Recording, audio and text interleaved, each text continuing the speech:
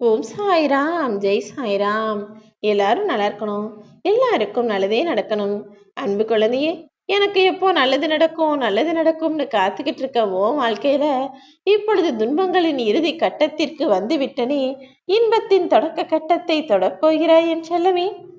நீ வாழ்க்கையில கத்துக்கிட்ட கஷ்டமெல்லாம் ஒரு மடங்குனா, இப்பொழுது நீ உன் வாழ்வில் பெறப்போகிற இன்பமும் மகிழ்ச்சியுமானது உனக்கு 10 மடங்காக இருக்க போகுது.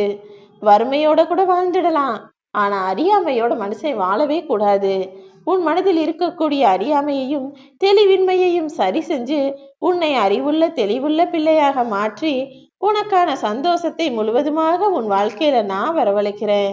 வாழ்க்கையில நீ என்னதான் கடினமாக போராடியும் கூட இன்னும் நினைச்சபடி ஒரு நல்ல நிலைமைக்கு நீ வரல. எவ்வளவோ கஷ்டப்பட்டு உழைச்சாலும் முயற்சி செஞ்சாலும் கூட ஜான் ஏறுனா முளம் சறுக்குதுங்கிற கதையா எப்போதுமே ஏமாற்றங்களையும் துரோகங்களையும் மட்டுமே பார்த்த வாழ்க்கையில இப்போது நான் உனக்காக முன்னேற்றத்தை கொடுக்க போறேன். நூலருந்த காத்தாடி எப்படி காத்தின் திசைக்கு ஏற்றார் போல இங்கும் அங்கும் அலைப்பாஞ்சு எங்க போய் சேர்றதுன்னு தெரியாம தவிக்கவும், அதே போல் தானே உன் வாழ்விலும் இப்போது நீ தவிச்சுக்கிட்டும் துடிச்சுக்கிட்டும் இருக்க. கவலைப்படாத. உன் போராட்டத்தை எல்லாம் முடிச்சு வச்சு உனக்கான எல்லா விஷயங்களையும் சிறப்பாய் நடத்தி கொடுப்பதற்காக தான் நாளைய வியாழன் நாளை நான் தேர்ந்தெடுத்திருக்கிறேன் என் செல்லமே. நீண்ட நாளா நீ என்கிட்ட கேட்டது நாளைக்கு நிச்சயமா உன் கைகள்ல கிடைக்கதான் போகுது. நான் நித்தமும் பக்தியோட உங்களை வழிபட்டுக்கிட்டு இருக்கனே சாயப்பா. இன்னைக்கு கிடைச்சிரும்னு நான் கேட்டதை நீங்க கொடுத்துருவீங்கன்னு எதிர்பார்த்திருந்தாலும் என்னுடைய கவலைகளை நீங்கள் ஏன் பாராமுகமாய் இருக்கிறீர்கள் என கேட்டாயா? இதோ உனக்கான எல்லா சந்தோஷங்களையும் நான் கொடுக்கறதுக்காக வந்துட்டேன். காலங்கள் ஓடி மறைஞ்சாலும் கூட சில மனிதர்களோட வாழ்க்கையில இன்னும் ஏக்கங்கள் மறக்கவும் முடியாம மறையவும் இல்லாம தானே இருந்துகிட்டு இருக்கு.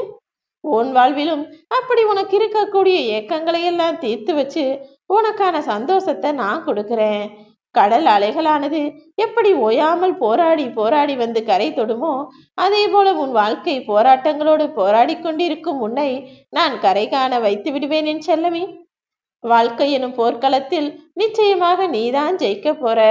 உன்னுடைய ஏக்கங்களும் எதிர்பார்ப்புகளும் எல்லாமே விரைவிலேயே கைகூடி வரும். என்னையே வணங்கி வழிபட்டு வரும் உன் வாழ்க்கையை நான் எல்லா வளமும் பெற்றதாக மாற்றப் போகிறேன். இனிய சொற்களை பேசி வரும் உனக்கு இன்பமான வாழ்க்கையை நான் அமைச்சு கொடுப்பேன் என் செல்லமே. இப்போது உன் சாயப்பா உன்னை ஆசீர்வதித்து சொல்லக்கூடிய இந்த வார்த்தைக்கு மாபெரும் சக்தி இருக்கிறதுங்கிறத நீ உணரதான் போற. மனசுல எந்தவித அழுக்கும் இல்லாம எந்த கள்ளங்கபடமும் இல்லாம ஒப்பனைக்காக பேசக்கூடிய ஆள் நீ கிடையாது. எப்போதுமே உன் மனசுல நல்ல எண்ணங்கள் தான் இருக்கு.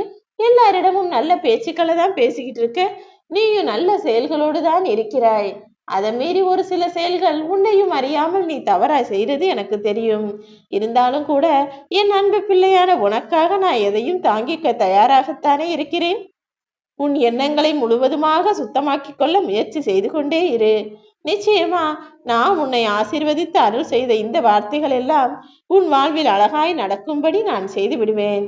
என்னுடைய வார்த்தைகளை கேட்கும் உன் மனமானது தானாகவே சுத்தமாகி விடுவேன் செல்லமே.